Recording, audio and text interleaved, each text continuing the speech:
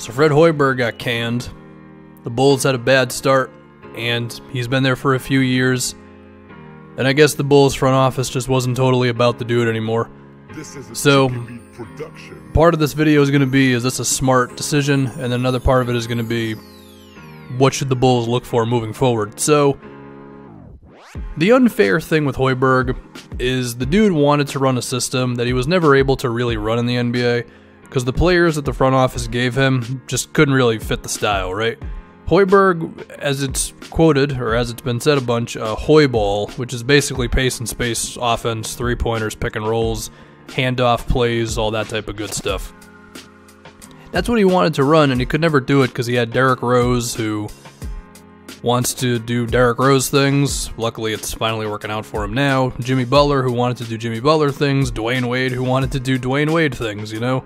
Which is more ISOs and the occasional post-ups for all those guys, although D-Rose wouldn't post up as much, but you see what I'm getting at, hopefully. And that's just not the type of team that he would really need in order to run the style of basketball he wanted to run, right? He needs three-point shooting, and he needs, like, combo guards and stuff, and I mean, sure, you do still need, like, an ISO pick-and-roll heavy scorer to win in the NBA, but if the rest of the team could be more like, you know, guys like, I'll just say like Nick Batum when he was still good for the Blazers. Like those kind of dudes, right? Who can make a shot and also dribble and do all those kind of things.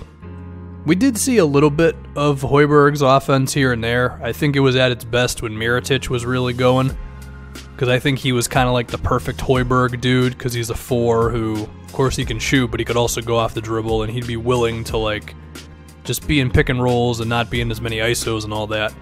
But anyway, Hoiberg was not able to run it, so there is a chance that we have not really seen him at his best, you know? Now, with that being said, were there perhaps some things with Hoiberg that were not the best?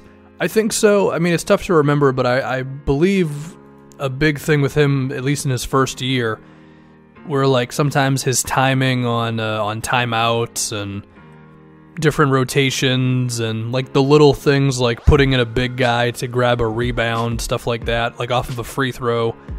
He wouldn't do those kind of things, which, I mean, those are the type of things you figure out in time as an NBA head coach, so I'm not freaking out about that. But I remember there was a lot of controversy over like the Bulls starting rotation and playing Pau Gasol, not playing Pau Gasol with the starters, that type of thing. So, like, yeah, maybe if he was more respected, he could get Pau to come off the bench or whatever, but you know, things like that, I guess. Now, as far as why he got canned for this season, I mean, I hope the Bulls front office didn't expect this team to be really good. Also, Markkanen has been out. Man, without him, I don't know how you could expect this team to be good offensively. And it is crazy, too, because, like, sure, Jabari has not totally worked out, and Levine probably can't run an offense. But I do think with Markkanen, Hoiberg's style that he wants to play, like, I feel like that could actually work, since Markkanen can go off the dribble and set screens, and of course he can space it out and be an offensive player. So it would have been nice to see Markkanen and Hoiberg have a few years together to really get stuff going, because I mean, you know, Markkanen shot 6 threes a game last year. Porzingis hasn't shot 6 threes for a season once in his whole career. So I can't act like Hoiberg was just doing a horrible job. Like, I think he realized what he had in the dude, you know?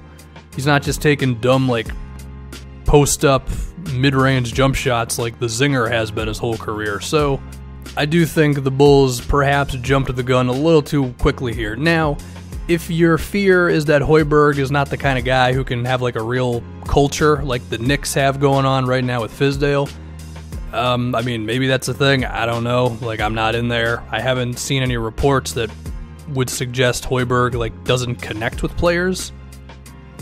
I guess you could suggest that when he first showed up and he had all of Tibbs' veterans still there, that there was a bit of a, not like a disconnect, but they didn't perhaps gel together super well. So it would have been nice to see him grow with a young team.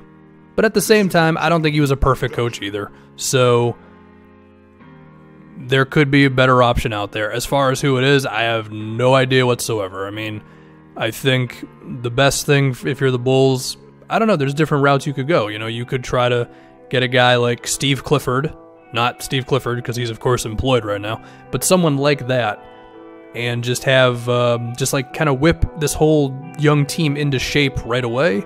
Or you could go for like what the Celtics did with Brad Stevens and get a young dude who doesn't have too much experience, but you think he's got the X's and O's chops, basically what you did with Fred Hoiberg, and allow him to grow with the team. I mean, hell, like, could someone like David Blatt have a chance here? Maybe. I mean, I liked Blatt's X's and O's game. Like, sure, he and LeBron didn't work out, and Blatt didn't totally understand how the NBA works, but if he had time to grow with this young team, like he was supposed to do with the Cavs before LeBron happened, maybe that could be a thing. That is probably the route that I would go if I was the Bulls front office. I'm going to hope that they have somebody in mind. I don't know who it would be, but that's for them to decide. Maybe the assistant, whoever he is, will just take over for the time being, and hey, maybe that guy's good. I should probably find out who it is, but I'm not going to. Now, if we could look at the Bulls roster a little bit more and talk about like how a potential new head coach, if he's really good, if he's not good, whatever, could affect them. So one thing with Markkanen is for as much as I like him, I do think he needs to be in like a good system in order to get himself open shots, just because, you know, you're not gonna just give him the ball and tell him to go to work. Like, sure, he can make contested shots, and he does have some decent ball handling chops, but I mean, like, he grabs one offensive rebound a game, he gets fouled like once a game to shoot about 2 free throws a game, so it's not like he just creates offense out of nothing. He does have to be within a system, and I don't think it has to be that in-depth of one because of how good of a shooter he is and the fact that he's 7 feet tall, but he still needs to be in like something. So hopefully the new coach can recognize that. I think Zach LaVine, if you don't give Zach LaVine like a real offensive thing to be in, and you just kind of let him do his own thing, then I think he can fall into some bad habits, those being long 2-pointers, bad 3-pointers. I mean, his efficiency has kind of fallen off a cliff from the beginning of the season, and even still, like, he's still putting up 25, 5 and 5, and he's shooting about 7 free throws a game, so I think he is still a positive piece for them, but he is liable to take bad shots. Then you have Jabari, whose ISO skills are perhaps not totally where we'd want them to be. So he probably needs to be in some sort of an offensive flowing system as well. Chris Dunn is definitely not a natural offensive player. He got better last season, give him credit. But, you know, I'm just saying, if these guys have a bad coach, I don't think they have the shooting and the ISO abilities and the smarts to make up for it, is basically what I'm getting at. I mean, you compare it to like the Bucks, who have had bad coaching before this season for a little while, but even so, they were able to climb into being like a 44-win team, partially because Giannis was becoming one of the best players in the league, but also Middleton could make enough shots and make enough threes, and Bledsoe is at least like a mid-tier point guard in the NBA. And I can't totally say the same things about these guys, so yeah, it'll be interesting. Now, one thing they have going for him is that Wendell is awesome, and I think he and a healthy Chris Dunn can make you a good defensive team kind of by themselves. I mean, the Bulls are like 19th in defense this year, and that's with Chris Dunn missing time. And I think a lot of that is because of Wendell, so they'll have that going for him at least.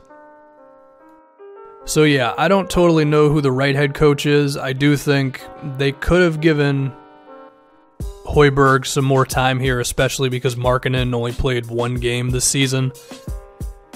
And I think Hoiberg, I think he's got a system that can work. He just never totally got the right chance with his Bulls team over the few years he was there. And now for the Bulls' upcoming coach, just get it right. That's all I gotta say. Just nail the hire.